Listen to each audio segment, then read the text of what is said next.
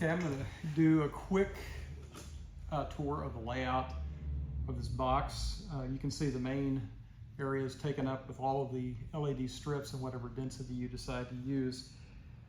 The way the box has been cut out, the power comes in right here. This is your inlet plug module, so that's what the AC power from the wall comes in from.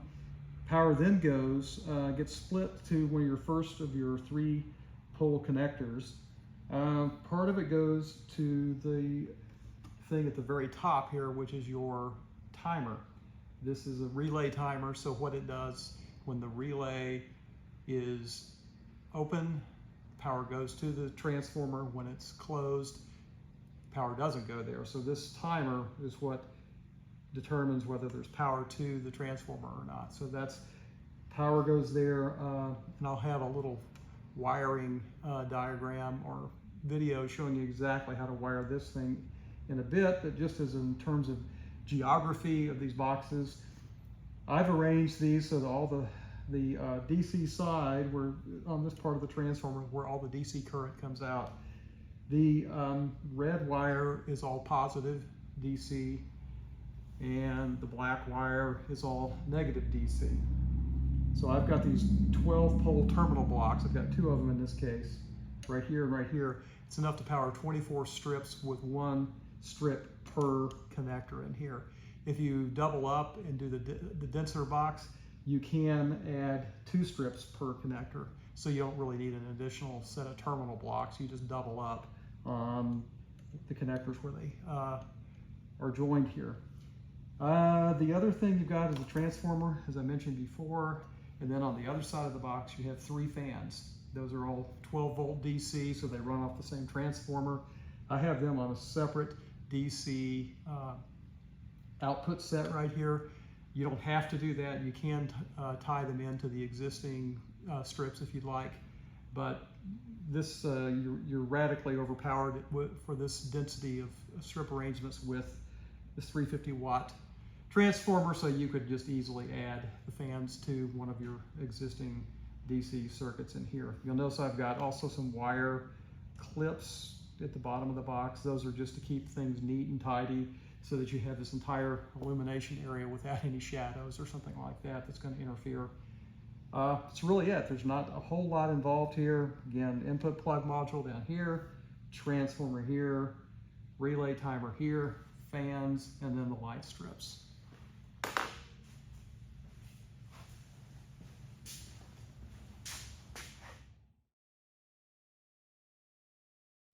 Okay, I'm going to show you, do a quick little video showing you about cutting the LED strips.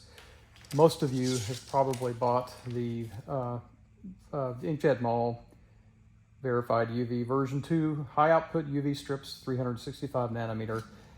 These are 8mm strips. However, if you bought the waveform lighting strips, those are 10mm, so they'll be slightly wider, but you'll want to use the same length regardless to fill this box up. What you're going to want to do is cut these in 25-inch lengths. So you want to measure carefully and cut once, because repairing one of these things, if you cut too short, too long, is sort of a pain. It can be done, but you don't have to. So you don't have to do that. It's better to go ahead and count all the way up through these strips. So the strips are marked every inch, and you'll see these copper areas right here.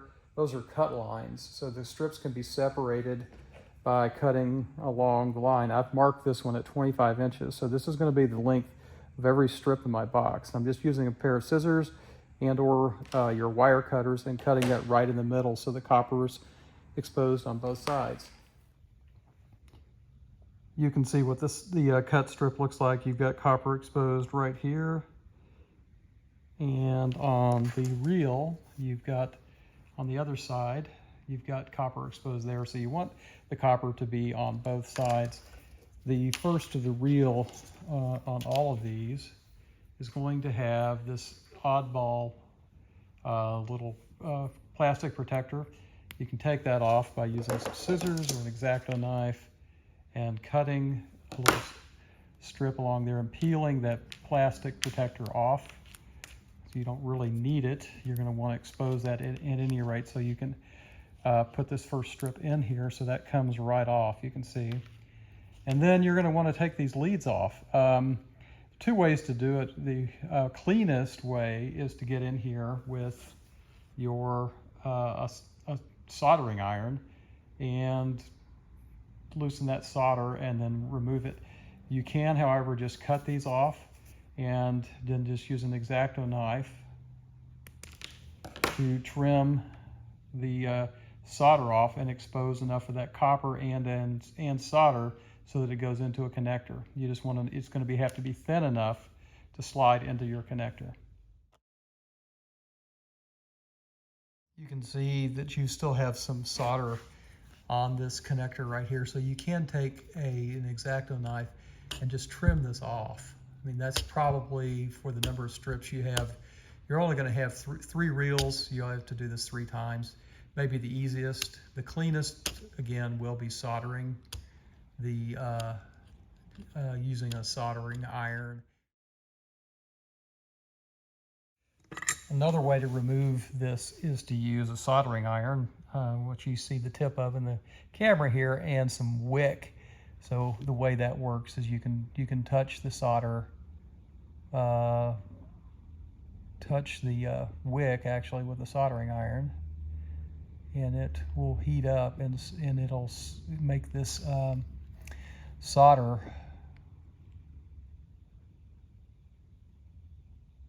wick up into the copper. And clearly I'm not an expert solderer, but this is a way to remove solder effectively from those connectors. And you can see once I've finished the using that soldering wick, I was able to get that off. You could do the same thing using an X-Acto knife, but that'll expose enough of this to connect to your connectors. Next thing you're going to want to do is split your connector back, the connectors that you have. You're going to use one connector like this will service both sides of the same strip. So you're going to want to cut these so you'll have the black as your negative and the red as your positive. All these strips open up from to grab the strips themselves. They have a little thing that you can open up. So you've got in this case, you have the red coming in at the top, so that's going to be your red. And I look at my strip, and I see that on the top I have the negative. So I know that the strip that I want to have coming off of here, so the negative is at the top, so I don't need to turn that around and open up the other side.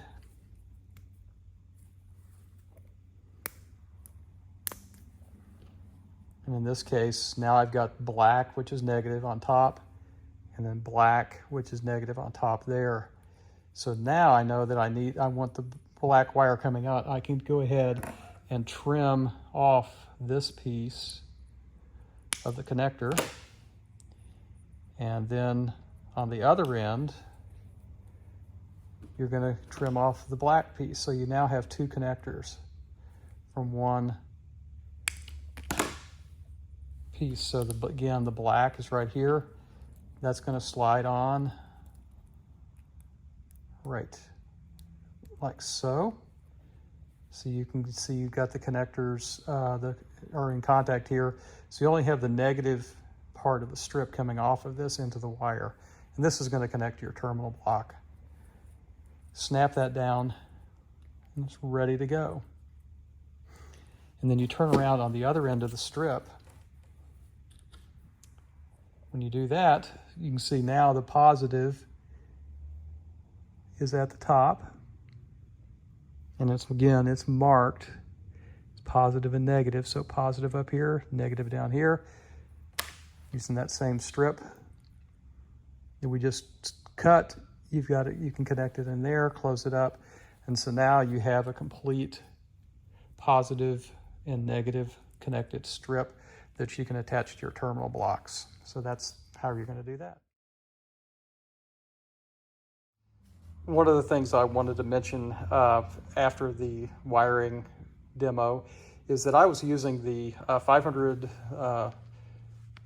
watt power source that I'm actually building a super duper 4X box with that one. Most of you will have the 350 amp Meanwell power source.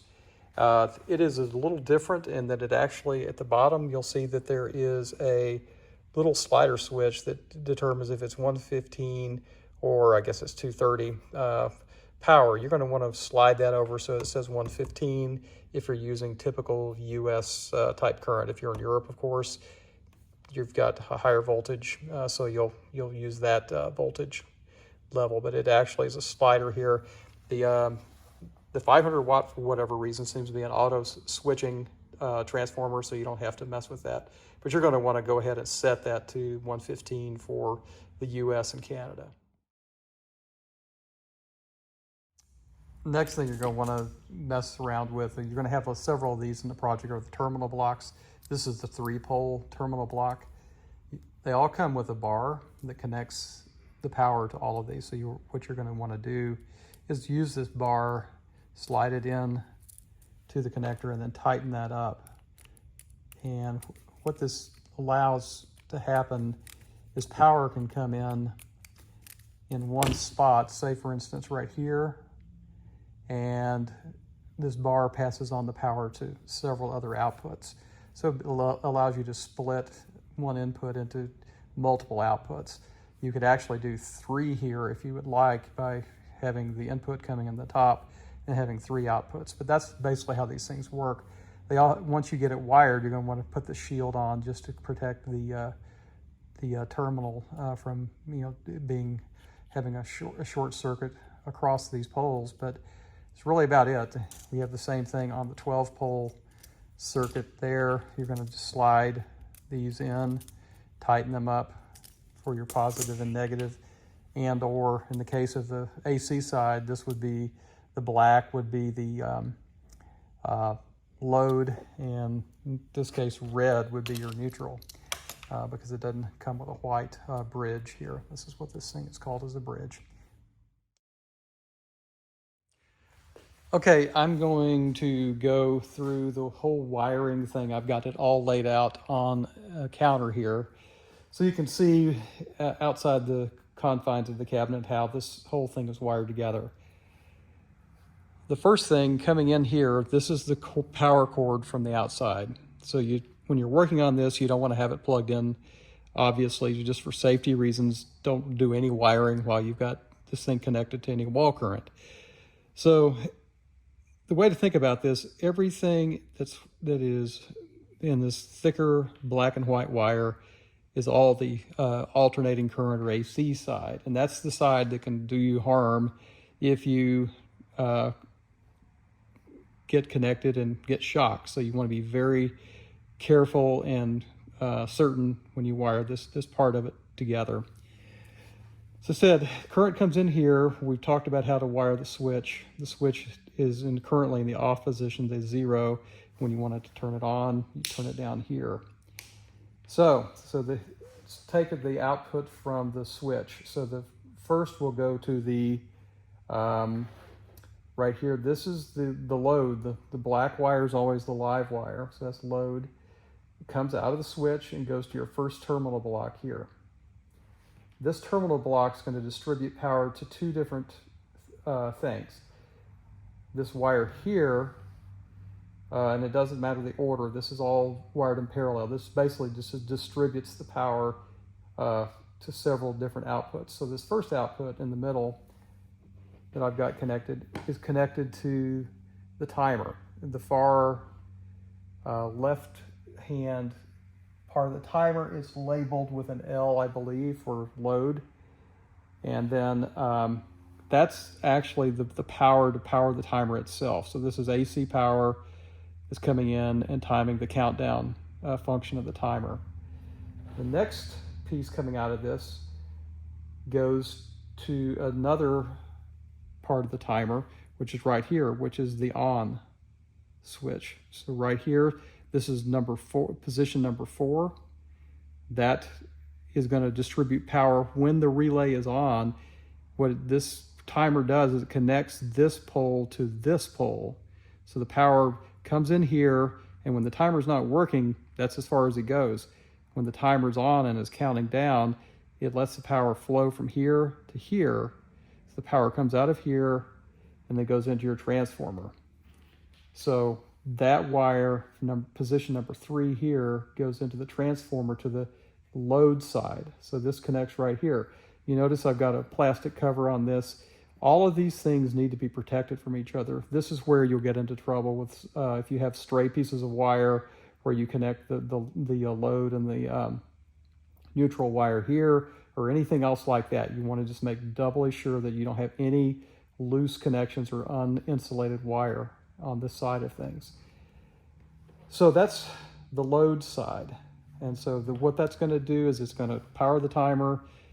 This relay here will get opened when you have the timer on, and it will allow power to flow to the transformer. So this is all AC power right here.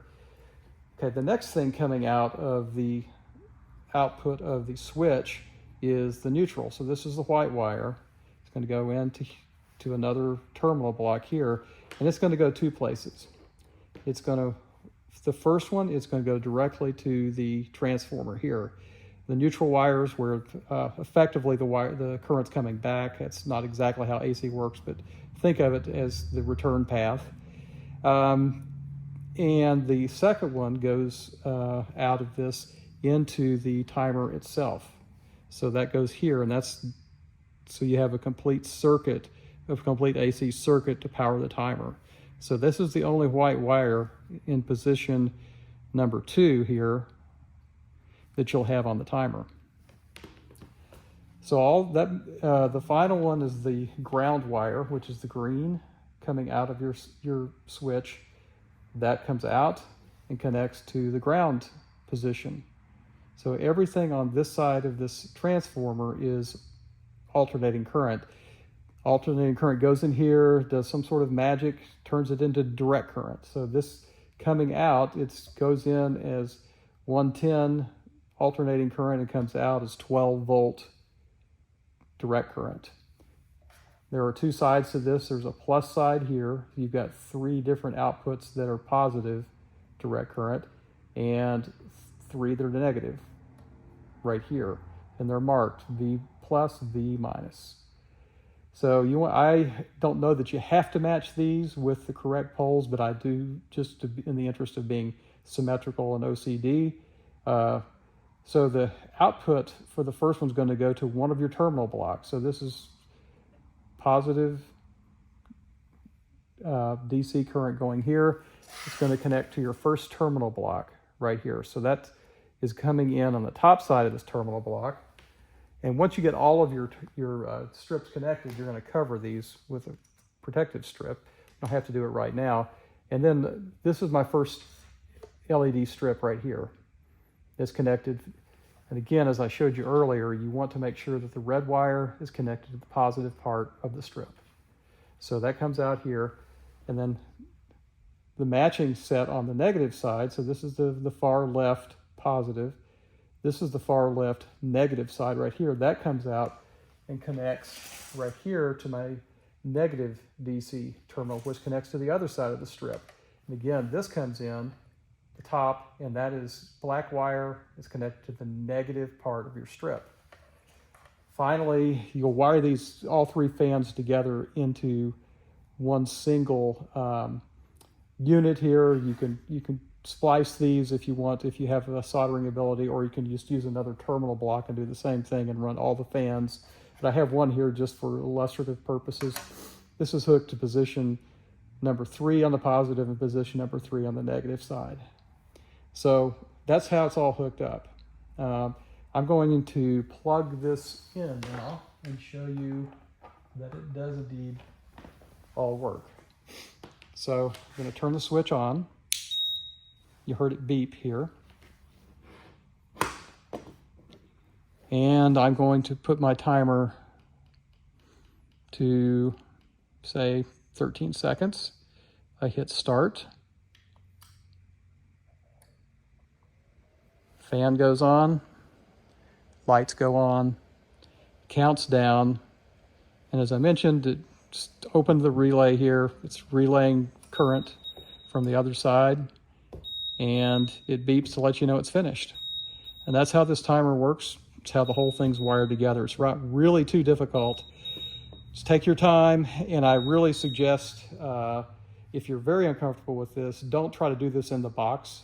Go ahead and do what I've done here and lay it all out, have everything running, and get comfortable with the way this thing is wired. And then you can put everything in the box and then trim your wires shorter if you need to, and make sure everything fits and you don't have a lot of loose wire flying around all over the place. The other thing I'll mention just in passing here is that anything, particularly on the AC side, you notice I have these insulated connectors in here. I don't have anything on the AC side that has any exposed wire whatsoever, and that's what you really want to make sure you've accomplished here. You don't want to have some loose wire here that could potentially get shorted out and cause, either shock you or blow up your transformer and ruin it. None of that stuff is good, so you want to make sure that everything's covered up before you start. But that's how the wiring is done, and obviously you've got 12 position terminal block here. You're going to wire 24 strips for the 2X version of this box, so you're going to have a lot of strips, and you're going to have 2 terminal blocks here. So you're going to have one with 12 positions, and you're going to have another one just below it that's going to connect the rest of your strips, and you're going to have a 24 strip box. If you happen to want to do a 48 strip box, what you're going to want to do in this case is you're going to run 2 wires into each of these posts in here. So you'll have 2 strips connected to each of the posts. So that'll be 48, and that'll be your 4X speed box if that's what you've decided to build.